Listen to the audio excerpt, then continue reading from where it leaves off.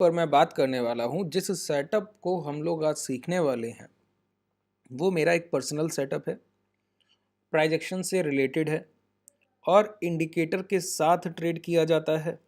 ठीक है। और रिसेंट अभी के प्रेजेंट मार्केट में हमारे ट्रेडर और मैं साथ में सभी लोग मिलकर इसको ट्रेड कर रहे होते हैं। ठीक है।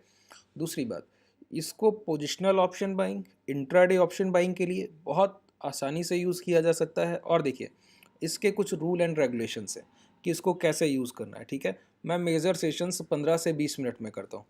कोशिश करूँगा कि ये सेशन छोटा रखा जाए, लेकिन फिर भी अगर समय कुछ ज़्यादा लगे तो आप लोगों को बने रहना होगा और आखिरी तक इस वीडियो को देखना होगा। ठीक है। और अगर आपको पसंद आता है तो आपके लिए मुफ्त है, और आप अगर धन्यवाद कहना चाहते हैं तो मुफ्त में इस वीडियो को लाइक करके निःशुल्क है आपके लिए। ठीक है। लेकिन जो लोग और आगे सीखना चाहते हैं, ये वीडियो उन तक पहुंचेगा, उनकी भी हेल्प होगी। ठीक है। तो आप इसको लाइक करके अपना धन्यवाद अदा कर सकते हैं। चलिए शुरुआत करते हैं। देखिए, इंट्राडे में जो आपके साथ एज अ ट्रेडर जो तकलीफ़ आती है वो होती है एक कॉम्प्लिकेटेड माइंडसेट। पहले आपकी तकलीफ़ों को मैं बता दूं, फिर हम लोग एक प्राइजेक्शन पर पहुंचेंगे, वहां पर सीखेंगे। देखिए, क्लासेस में जब हम चीज़ों को सीखते हैं तो उसका एक तरीका होता है। ठीक है। यहाँ पर मुझे बस चीज़ों को बता के जाना होता है, तो कम से कम थोड़ा सा आपको एक आइडिया मिले कि क्लासेस में हम लोग कैसे चीज़ों को सीखते हैं। ठीक है। तो जो चीज़ें मैं बता रहा हूँ इसी तरीके से क्लासेस हमारी चलती हैं। समझिए, मैंने क्या बताया? मैंने बताया कि इंट्राडे में एक ट्रेडर की जो तकलीफ़ है, जो स्विंग कर रहा है, इंट्राडे पोजिशनल कर रहा है, कुछ भी कर रहा है, जो तकलीफ़ है वो क्या है? तकलीफ़ है एक कन्फ्यूजिंग माइंडसेट। जो माइंडसेट जो आपका है वो एक कॉन्ट्राडिक्शन है, वहाँ पर एक मतभेद है। मतभेद क्या है? एक ही समय पर आपको बाई और सेल दोनों के लिए तैयार रहना होता है। बाई और सेल दोनों के लिए तैयार है। बाई और सेल दोनों के लिए तैयार रहने का मतलब क्या है? बाई और सेल एक ही सेशन में, एक ही दिन में आप लोग खरीदारी की कोशिश भी करते हैं और बिकवाली की कोशिश भी करते हैं। लेकिन मेरी बात अगर आप माने तो एक समय पर अगर एक ही माइंडसेट रखा जाए तो आप कहीं ज़्यादा सक्सेस हासिल कर सकते हैं। एक समय पर एक माइंडसेट कैसे रखा जा सकता है? जबकि बाजार तो दोनों तरफ मोमेंटम करता है, वॉलेटाइल मार्केट है, अप एंड डाउन दोनों कर रहा है, तो हम तो अपॉर्चुनिटी गेनर होने चाहिए। एक ही समय पर लॉन्ग और एक ही समय पर उसके बाद शॉर्ट। टॉप पर बेचें और लो पर, बॉटम पे खरीद लें, बॉटम पे खरीदें फिर टॉप पर बेचें। तो ये जो आप लोगों के सुनहरे सपने हैं मुंगेरी लाल जैसे, ये कभी पूरे नहीं होंगे सर, कभी भी नहीं हो सकते। क्योंकि मैंने एक आपको कॉन्सेप्ट बताया, ट्रेडर मात्र बीच का 20% कमाता है, सॉरी 60%, और ऊपर का 20 और नीचे का 20 सेलर्स के लिए है। जो लोग ये एक्यूरेट ट्रेड कर लेंगे, मिडिल का 60% वही प्रॉफिटेबल है, और जो टॉप और बॉटम सोच रहे हैं वो बस सोचते रह जाएं। ठीक है। अब दूसरे तकलीफ आती है जब मैंने कहा कि मतभेद नहीं रखना है। मतभेद नहीं रखना है मतलब अगर लॉन्ग से सोच रहे हैं तो सिर्फ लॉन्ग के लिए ही सोचना है, शॉर्ट सोच रहे हैं तो शॉर्ट के लिए ही सोचना है। अगर इसको मैं आसान करके कहूं तो मैं ये कह सकता हूं कि जब खरीदारी की अप्रोच है कि बाजार में निफ्टी में सिर्फ ऊपर की पोजीशन देख रहे हैं, तो अगर शॉर्ट करने का मौका मिले कि बाजार यहां से गिरेगा तो भी छोड़ दिया जाए, तो भी स्किप। बात क्लियर हो रही है? ये आपके माइंडसेट का बहुत बड़ा एक तकलीफ है। मैं बता दूं, आप जो लॉस कर रहे हैं उसके पीछे ये बहुत बड़ी तकलीफ है कि आप प्राइस के पीछे बार बार भागने की कोशिश कर रहे हैं। अच्छा, ये क्यों करना है? इसके पीछे कारण क्या है? इसके पीछे कारण है ट्रेंड। ट्रेंड ट्रेंड क्यों कारण है ये बताइए जरा। ट्रेंड मात्र एक वजह से कारण है। मैं कई बार ये बात बोलता हूं कि एक प्राइस जो अप ट्रेंड में है, ऊपर की तरफ मोमेंटम कर रहा है, वो क्या करेगा? वहां पर अगर बेचने के लिए कोई अवसर मिलेगा तो वो कहीं ना कहीं फेलियर साबित होगा कि वहां पर आपके लॉस चले जाएंगे। तो कोशिश ये की जाए जब प्राइस अप ट्रेंड में हो कि जब खरीदने का अवसर मिले तब मात्र खरीदारी की जाए और बेचने के अवसर को स्किप कर दिया जाए, कि उसको छोड़ ही दिया जाए। दूसरी बात, अगर प्राइस डाउन ट्रेंड में है तो खरीदने के अवसर को छोड़ दिया जाए और बिकवाली सेलिंग के जो भी मौके मिले, जो भी अपॉर्चुनिटी मिले, उसको ग्रैब किया जाए, उसको पकड़ा जाए। तो एक समय पर एक माइंडसेट, ये आपकी कई तकलीफ दूर कर देगा। तो मैंने सबसे पहले क्या बोला? ट्रेंड। तो पहली बात तो ये कि ट्रेंड का आइडेंटिफिकेशन कैसे करते हैं। दूसरी बात, अगर एक तरफ ही खरीदारी देखनी है, या तो ऊपर की तरफ बाइंग या नीचे की तरफ सेलिंग, एक समय पर एक माइंडसेट, और दूसरा माइंडसेट उस समय होना ही नहीं चाहिए कि सोच ही नहीं रहे कि वो मौका ढूंढ रहे हैं जो अभी ट्रेंड है, और उसके विपक्ष में जो भी मौके बनेंगे वो ट्रेड नहीं किए जाएंगे। बात क्लियर हुई? ट्रेंड के अगेंस्ट मोमेंटम में बने सेटअप्स नॉन ट्रेडेबल होंगे मेरे लिए। अब आप लोग क्या गलती कर रहे हैं इसके एवज में, अगर आप अपनी गलतियों को समझना चाहें साइकोलॉजिकल लेवल पे, देखिए एक रेजिस्टेंस लाइन, ये रेजिस्टेंस लाइन हो गई। अब प्राइस आके यहां से गिर के दोबारा यहीं पहुंच रहा है। अब यहां पर दो तरीके के ट्रेडर हैं, जो ब्रेकआउट देख रहे हैं, दूसरे वो जो ब्रेकडाउन देख रहे हैं। अब बताइए, एक ही समय पर दो तरीके के ट्रेडर बाजार में बैठे हैं कि नहीं बैठे? प्राइस ऊपर जाएगा तो आप लॉन्ग करेंगे, प्राइस लौट कर नीचे आ जाएगा लॉस काटेंगे, फिर शॉर्ट करेंगे, प्राइस फिर ऊपर जाएगा तो फिर लॉन्ग करेंगे। यही करते रह जाएंगे क्या? तो मैंने कहा उस समय पर अगर सिर्फ आप अपनी एक सोच रखें, एक सोच का मतलब क्या है कि या तो अप ट्रेंड सोच रहे हैं तो सिर्फ अप ट्रेंड, डाउन ट्रेंड सोच रहे हैं तो सिर्फ डाउन ट्रेंड। बात क्लियर हुई? तो ये जो मतभेद है आपके माइंड का कि क्या करना चाहिए, तो दोनों काम हम एक साथ कर लेते हैं। एक ट्रेड से निकल के दूसरी में एंट्री, दूसरे से निकल कर तीसरी में। मैं देखता हूं ट्रेडर्स की ऑर्डर बुक, जब आप लोग भेजते हैं कि मेरे सर इतने लॉसेज हैं, मेरे इतने लॉसेज हैं, और ऑर्डर बुक में मैं देखता हूं एक एक सेशन में 40-40, 45-45, 60-60 ऑर्डर्स स्काल्पर करते हैं। सर मेरे बैचेस में जो स्काल्पर, जो ट्रेडर्स स्काल्पिंग करते हैं, उनके ऑर्डर 30-35-40 मैक्स रहते हैं, लोगों के 60-60, 70-70, 80-80 ऑर्डर्स। एक तो डिसिप्लिन का पहला रूल तो यही कह देता है कि इंट्राडे में ट्रेडर को 3 से ज़्यादा ट्रेड तो प्लान नहीं करने चाहिए, मैक्सिमम 3। तो जब आपने खुद को सीमित कर दिया कि मैं 3 से अधिक करूंगा ही नहीं, तो लॉसेस की संभावना कम से कम रह जाएगी। दूसरी बात, आप हर ट्रेड में हर कैंडल को अपॉर्चुनिटी नहीं देखेंगे। अब आप देखेंगे, पहले एक बार आपके माइंड को ट्रिगर करेगी एक बात, क्या कि मुझे दिन के 3 ट्रेड ही करने हैं, तो जब पूरी तरीके से कंफर्मेशन मिलेगा तो ही ट्रेड करूंगा। तो कंसोलिडेशन में ट्रेड नहीं करेंगे, प्राइस इस जगह पर रुक रहा होगा ट्रेड नहीं करेंगे, जब तक ब्रेकआउट वैलिडेशन नहीं हो जाएगा, ब्रेकडाउन वैलिडेशन नहीं हो जाएगा, ट्रेड ही नहीं करेंगे। कई गलतियां तो वहीं स्किप हो जाती।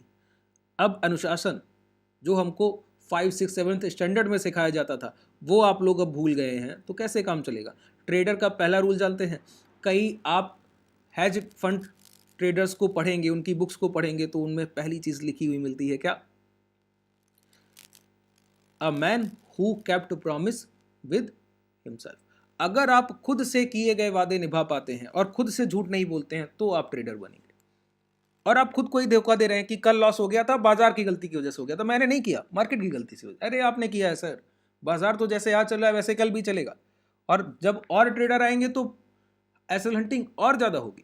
जैसे जैसे बाजार में लिक्विडिटी बढ़ती जाएगी उतनी एसएल हंटिंग होगी। अभी 10 सीआर के आसपास डीमेट्स हैं, 10-11 करोड़ के आसपास। अभी ये संख्या बढ़ती जाएगी और बाजार में ट्रेडर्स आते जाएंगे, उतना पैसा आता जाएगा और उतना टफ ये बाजार होता जाएगा।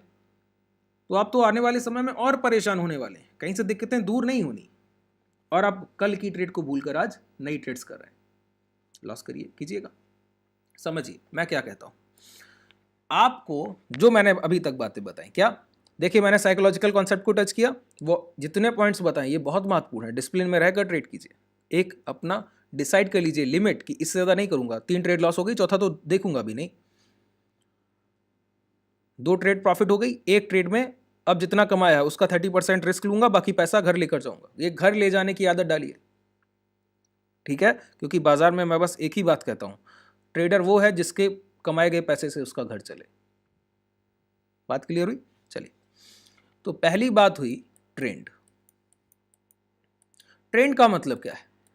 जिधर बाजार का मोमेंटम है, अगर हम उसके साथ चलें तो हमारे कमाने की संभावना अधिक से अधिक है। तो ट्रेंड का आइडेंटिफिकेशन कैसे करते हैं? तो मैं आपको एक बात बताऊं, एक टूल देता हूं। मेरे लिए टूल का मतलब सिर्फ औसत होता है, एवरेज। मेरा जो पर्सनल फेवरेट है, प्राइस के बाद मैं किसी को वरीयता दे रहा हूं बाजार में, वो औसत है, औसत के अलावा कुछ भी नहीं। देखिए मैंने पहले बताया ये सेशन थोड़ा लंबा हो सकता है, ठीक है? समय निकालकर धीरे धीरे देखिए। अगर आपको मेरी गति, जिस स्पीड से मैं आपसे बोल रहा हूं, अगर ये धीमे लगती है तो अपनी स्पीड को जाकर 1.25x या 1.5x पर भी ले जा सकते हैं, ठीक है? और अगर आप हमसे जुड़ना चाहते हैं तो नीचे डिस्क्रिप्शन में टेलीग्राम ग्रुप का लिंक है, उससे जुड़ भी सकते हैं। चलिए, आगे बढ़ते हैं।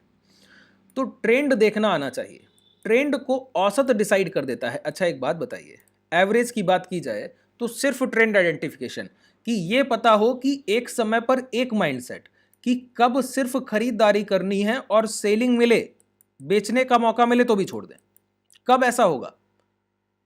तो मैं कहता हूं कि जब प्राइस एक अच्छे बड़े औसत के ऊपर ट्रेड कर रहा हो तब ऐसा होगा। अगर उस बड़े औसत के नीचे ट्रेड कर रहा है तो सिर्फ शॉर्ट सेलिंग देखनी है, और उस बड़े औसत के ऊपर ट्रेड कर रहा है सिर्फ लॉन्ग देखना है। मतलब एक ऐसा एवरेज जिसके ऊपर प्राइस ट्रेड करे तो हमको सिर्फ खरीदारी के अवसर ढूंढने हैं, और उस औसत के नीचे ट्रेड करे तो सिर्फ बिकवाली के अवसर ढूंढने हैं, सिर्फ शॉर्ट सेलिंग ढूंढनी। कैसा वो स्ट्राइक प्राइस होगा, कैसा वो एवरेज होगा? वो एवरेज है 200 का मूविंग एवरेज, 200 का औसत, 200 का औसत। 200 का औसत क्या होगा सर? जिस टाइम फ्रेम पर आप यूज कर रहे हैं, जैसे अभी हमारे पास निफ्टी में 1 घंटे का औसत है, तो पिछली 1 घंटे के कैंडल, एक कैंडल 1 घंटे का बना हुआ, तो पिछली 200 कैंडल मतलब पिछले 200 घंटे के औसत भाव के ऊपर अगर प्राइस ट्रेड कर रहा है, मतलब प्राइस पॉजिटिव है कहीं ना कहीं कि नहीं है? प्रीवियस 200 आवर्स के एवरेज प्राइस के ऊपर जो प्राइस ट्रेड कर रहा है, औसत भाव के ऊपर जो भाव ट्रेड कर रहा है, वो कहीं ना कहीं पॉजिटिविटी रख रहा है, सकारात्मक भाव है वो। वहां पर खरीदारी के अवसर ढूंढे जाएं, और अगर बेचने के मौका मिले तो उसको कहीं ना कहीं छोड़ दिया जाए। ठीक है, पहली बात समझ में आ गई कि 200 का मूविंग एवरेज जो है, पहले क्या करना है, इंडिकेटर में जाइए और 200 के मूविंग एवरेज को प्लॉट कीजिए। प्लॉट किया, यहां पर ये 9 का आ गया, ठीक है, इसको लेंथ को चेंज करके 200 कर लीजिए। सॉरी, माफ कीजिए, चलिए चेंज किया, ठीक है। इस तरीके से ये एवरेज आपके पास आ गया। देखिए, तो मैंने क्या कहा, जब तक कोई प्राइस 200 के मूविंग एवरेज के ऊपर ट्रेड कर रहा है, यहां पर ये क्या कर रहा है, 200 के मूविंग एवरेज के ऊपर ट्रेड कर रहा है। ये पूरा सेटअप बता के जाऊंगा, तसल्ली से बने रहना है, आखिरी तक वीडियो में रहना है। बीच में कई ट्रेडर्स की आदत होती है कि इतना देख लिया कि बस इतना बहुत है, अब जाकर पहले बैक टेस्ट। अरे बैक टेस्ट कुछ नहीं होता है सर, लाइव मार्केट में जाकर कल ट्रेड कीजिएगा, अगला सेशन मिलेगा, पूरा बाजार खुला रहेगा, आने वाली पीढ़ियों तक खुला रहेगा सर, है ना, कहीं नहीं जा रहा है बाजार। लाइव मार्केट में टेस्ट होता है, बैक टेस्ट नाम की कोई चीज़ बाजार में नहीं होती, वो बस आपको लुभावने सपने दिखाने की चीज़ें हैं। जितना मैं आपको बता रहा हूँ, मैं पिछला डेटा बस रिसेंट अभी ले पाऊंगा जितनी 200 कैंडल पीछे बनी होंगी। ये नहीं कि आपको मैं बैक टेस्ट करा रहा हूँ 2015, 16, 18 तक, नहीं ना 2020 तक। बैक टेस्ट बस इसलिए कि ये चीज़ें काम कैसे करती हैं वो सीख लिया जाए। अब आपका पेशेंस टेस्ट होगा लाइव मार्केट में, जो सीखा है उसको इंप्लीमेंट करना सीखना होगा। लगभग 5 से 10, 15 दिन का वो भी आपका एक फ्रेम होता है कि जो सिखाऊं उसको बार बार ट्रेड करके अपने लिए परफेक्ट बनाइए। ठीक है, अब ये चीज़ें मैं यहाँ पर आपको सिखा नहीं पाता हूँ, उसके लिए आप लोग क्लासेस करते हैं ना, तो नीचे डिस्क्रिप्शन में आपके पास लिंक है। टेलीग्राम से जुड़ना चाहें, हमारे ट्रेडर्स के रिजल्ट देखना चाहें, देखकर उसके बाद जुड़िए। और डायरेक्ट जुड़ना चाहते हैं, अगर आपको ये सेशन पसंद आता है तो डिस्क्रिप्शन में ही कॉन्टैक्ट डिटेल है, कॉन्टैक्ट कीजिए, आप क्लासेस को ज्वाइन कर सकते हैं। डेली 1-1 घंटे के सेशंस और 3-4 महीने तक, है ना, साथ में लाइव मार्केट ट्रेड्स। देखिए, जब प्राइस 200 के मूविंग एवरेज के ऊपर है, तब मैंने क्या कहा, जितने खरीदारी के अवसर मिले, बाइंग के जितने अवसर मिले वो उनको भुनाइए, और सेलिंग के जितने अवसर मिले उनको छोड़ दीजिए। कैसे? एक मैं फॉर्मेशन पढ़ाता हूं, HBB। HBB होता है high break buy, high break buy. अब ट्रेंड डिसाइडर क्या है, 200 का मूविंग एवरेज है कि नहीं है, 200 का मूविंग एवरेज ट्रेंड डिसाइडर। अब जब 200 का मूविंग एवरेज ट्रेंड डिसाइडर है, तो जितनी बार प्राइस चलने के बाद गिरता है, पुल बैक, एक चलता हुआ प्राइस जहां से गिर जाए, और ट्रेंड क्या है, 200 के मूविंग एवरेज के ऊपर भाव ट्रेड कर रहा है, तो ट्रेंड अपसाइड है, तो गिरावट पे कोई बिकवाली का तो मौका ढूंढना ही नहीं, खरीदारी का मौका ढूंढना है। ठीक है, तो HBB से कर सकते हैं। दूसरा तरीका, HBB के अलावा क्या हो सकता है, HBB के अलावा दूसरा फॉर्मेशन आपके पास होता है ट्रेड करने के लिए, वो है इसी के साथ आप एक शॉर्ट टर्म 50 का मूविंग एवरेज भी यूज कीजिए। 50 का वो क्या करेगा, वो आपको बार बार एंट्री देगा, बार बार एंट्री देगा, खरीदने का तरीका बताएगा। HBB से जब आप बाइंग करते हैं तो आपकी खरीदारी कैसी होती है कि आप जितनी बार प्राइस गिरने के बाद अपना लास्ट स्विंग हाई काटेगा, प्रीवियस हाई, आप खरीदारी करेंगे। जैसे प्राइस यहां चल कर गया और यहां पर देखिए हाई ब्रेक हुए, लॉन्ग कर दीजिए, प्राइस चल कर गया, थोड़ा सा नीचे आया, हाई ब्रेक हुए, लॉन्ग कर दीजिए। प्राइस चल कर गया, थोड़ा सा नीचे आया, चलने के बाद हाई ब्रेक हुए, लॉन्ग कर दीजिए। ऐसे चलता है प्राइस। ठीक है, ध्यान रहेगा, जितनी बार ऐसा हो उतनी बार करना है, एक बार नहीं, उतनी बार। देखिए प्राइस नीचे आया, हाई ब्रेक हुए, लॉन्ग कर दीजिए, या फिर नीचे आया, हाई ब्रेक हुआ, लॉन्ग कर दीजिए। अब क्या हुआ, प्राइस नीचे आया और हाई ब्रेक नहीं किए तो लॉन्ग नहीं करना है। ठीक है, अब और आगे बढ़िए, चलिए। मैंने कहा, आपने कहा कि ये तो ऊपरी स्तर पर खरीदारी हो रही है, कि जब गिर रहा है तो पुल बैक पे तो बेचना नहीं है। सेलिंग का कोई भी हमको ऑर्डर ही एग्जीक्यूट नहीं करना है। मिल रहे हो, कोई सेटअप आपने पहले कुछ सीखे हो तो उनको भूल जाना है, सिर्फ खरीदारी ढूंढनी है। लेकिन खरीदारी ऊपरी स्तर पर हो रही है, गिरावट के बाद जहां से भाव घूमे मैं वहीं खरीद लूंगा और मेरा लॉस का एरिया सबसे छोटा हो जाए, ऐसा कैसे पॉसिबल है? तो उसके लिए मैंने आपको बताया 50 का मूविंग एवरेज। 50 का औसत जब भी 200 के औसत के ऊपर ट्रेड कर रहा हो तो 200 के एवरेज ने आपको ट्रेंड बता दिया कि प्राइस क्या है, 200 के मूविंग एवरेज के ऊपर ट्रेड कर रहा है। और ये 50 का एवरेज आपको एंट्री एग्जिट देता है। क्या देता है? एंट्री एग्जिट देता है। एंट्री एग्जिट का मतलब जब प्राइस में एंट्री कहां पर की जाएगी, ये कौन बताएगा? 50 का एवरेज। कैसे यूज करना है? देखिए, यहां पर आइए और यहां पर सर्च कीजिए मूविंग एवरेज। एक एवरेज हम लोग यूज कर रहे हैं, दूसरा एक और करना है। ठीक है, ट्रेंड लेंथ कितना रखना है? 50। अच्छा, इसके साथ थोड़ा सा विजिबिलिटी में अगर आप स्टाइल में चेंज करें तो इसको थोड़ा सा रेड रखिए। इससे क्या होगा, थोड़ा सा थिकनेस बढ़ा दीजिए क्योंकि ये एंट्री प्राइस होगा। ठीक है, अब देखिए इस तरीके से आ गया। ये रेड लाइन क्या है? ये रेड लाइन 50 का मूविंग एवरेज है और ये ग्रीन लाइन क्या है? 200 का मूविंग एवरेज है। मैंने पहले बताया 200 के ऊपर भाव है तो खरीदारी के अवसर ढूंढने, 200 के नीचे भाव है तो बिकवाली सेलिंग के अवसर ढूंढने। अभी प्राइस कहां है बताइए? यहां पर प्राइस कहां है? प्राइस है 200 के ऊपर।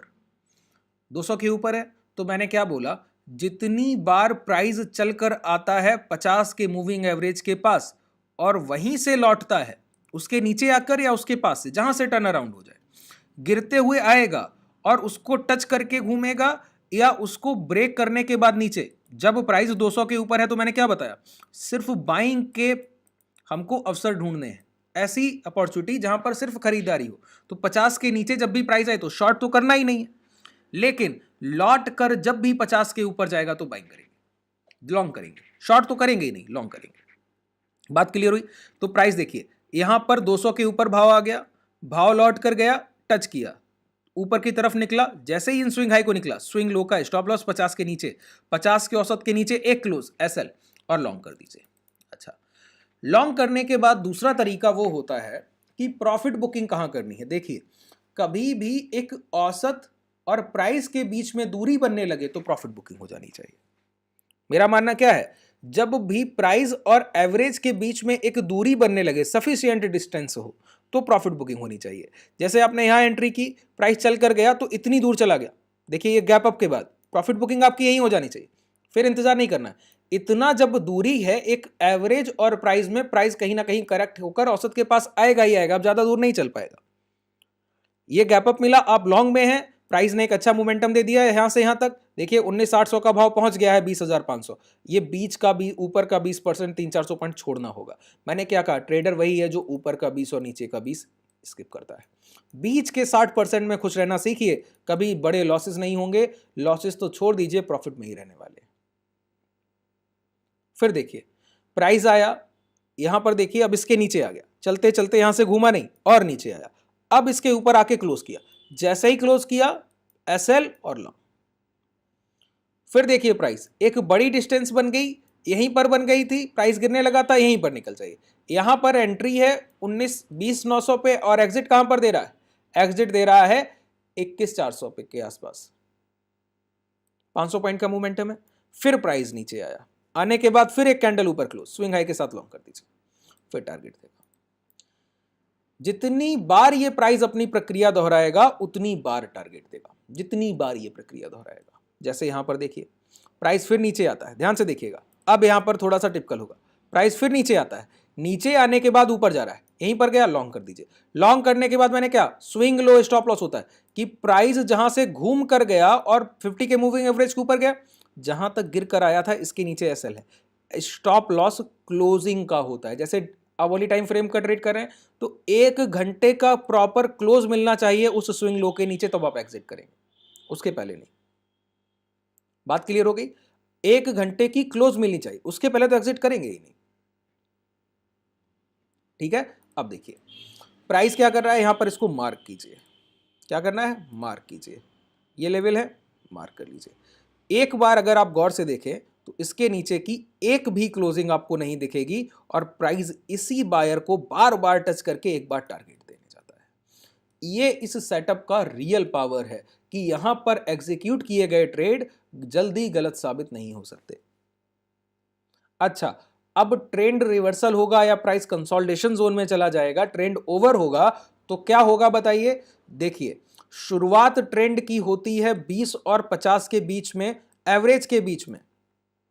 एवरेज के बीच में सबसे जब ये क्रॉस ओवर होता है 50 का एवरेज 200 के एवरेज को क्रॉस करता है तो ट्रेंड बदल जाता है। एक प्राइस इससे पहले गिर रहा होगा, अगर आप पीछे का चार्ट देखेंगे तो इसके पहले प्राइस गिर रहा होगा, देखिए गिर रहा था, ठीक है, और इसके बाद प्राइस क्या है? बदल गया, अप ट्रेंड की तरफ चला गया।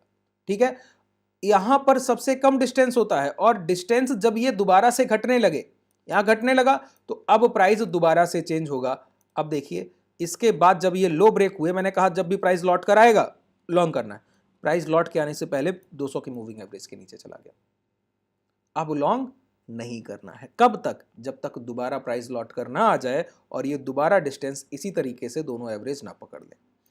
इनमें दूरी आती जाएगी, आप ट्रेंड के साथ चलते जाएंगे, इनमें दूरी कम होने लगेगी ऐसे ऐसे करके, आप ट्रेंड के साथ नहीं चलेंगे, रुकने लगेंगे। अब अगर ये 50 का एवरेज 200 के नीचे आ जाता है तो जितनी बार प्राइस इसके ऊपर जाके लौटेगा, अब हम लोग लॉन्ग का अपॉर्चुनिटी नहीं देखेंगे, सिर्फ शॉर्ट देखेंगे, सिर्फ शॉर्ट। लॉन्ग भूल जाएंगे, ठीक है, लॉन्ग भूल जाएंगे, सिर्फ शॉर्ट देखेंगे। ये जो प्राइस एक्शन का कॉन्सेप्ट है, इसको अगर आप यूज करेंगे तो मुझसे लिख कर ले लीजिए, बस बताए गए रूल्स को फॉलो करना है और जितने चीज़ें मैंने आपके सेटअप में डिस्कस की हैं उनको याद रखना है और फिर आप लॉसेस कीजिए। करने को होंगे 100-150 ट्रेड करने में 3-4-5 ट्रेड आपके गलत जाएंगे और बाकी सारे ट्रेड बड़े रिस्क रिवॉर्ड। यहाँ पर आप एक चीज़ गौर कीजिए, यहाँ पर एंट्री कर रहे हैं, एसएल ये है, टारगेट ये, एंट्री यहाँ पे कर रहे हैं, एसएल एरिया इतना बड़ा है और टारगेट इसके बाद भी जब बाजार गिरने से पहले इतना बड़ा टारगेट देके जा रहा है। यहाँ पर एंट्री कर रहे हैं, एसएल इतना बड़ा है, टारगेट ये मिल रहा है, ये यहाँ पर एंट्री कर रहे हैं, एसएल इतना बड़ा है, टारगेट 1 रुपए गंवाने पर 4-5 रुपए कमाता है यहाँ पर ट्रेडर, कि अगर आप 1000 रुपए का रिस्क लेंगे तो 5-6 हज़ार कमा के जाएंगे। और जब बार बार ये प्रोसेस दोहराया जाएगा तो रिस्क रिवॉर्ड रेशियो जब इतना बड़ा होगा तो आपको लॉस में रखने की क्षमता किस बाजार में? आइडेंटिफाई कीजिए ट्रेंड को, ट्रेंड के साथ एंट्री होनी चाहिए, फिर उसको आगे लेकर जाइए। ठीक है, चलिए, मुझे उम्मीद है कि आप लोगों को पूरा कॉन्सेप्ट क्लियर हो गया होगा। अभी शॉर्ट सेलिंग का कुछ रह गया है लेकिन वीडियो बहुत लंबा हो गया है सर, मुझे नहीं लगता कि आप लोग इतने बड़े वीडियोस देख पाएंगे। ठीक है, तो आप अगर इसके आगे के कॉन्सेप्ट आप लोग और सीखना चाहते हैं तो नीचे कमेंट सेक्शन में जाकर बताइएगा कि आपको इसके आगे भी सीखना है। तो शॉर्ट सेलिंग के लिए मैं नेक्स्ट वीडियो में आपके और कॉन्सेप्ट क्लियर कर दूंगा कि शॉर्ट सेलिंग में और कौन कौन सी चीज़ें याद रखी जाती हैं, थोड़े से बदलाव करने होते हैं। ठीक है, आज के लिए पर्याप्त है। अगर कोई भी डाउट रह गया हो तो कमेंट सेक्शन में पूछेगा, विद इन 5 मिनट्स में आपको रिप्लाई देता हूँ। शुभ रात्रि, धन्यवाद।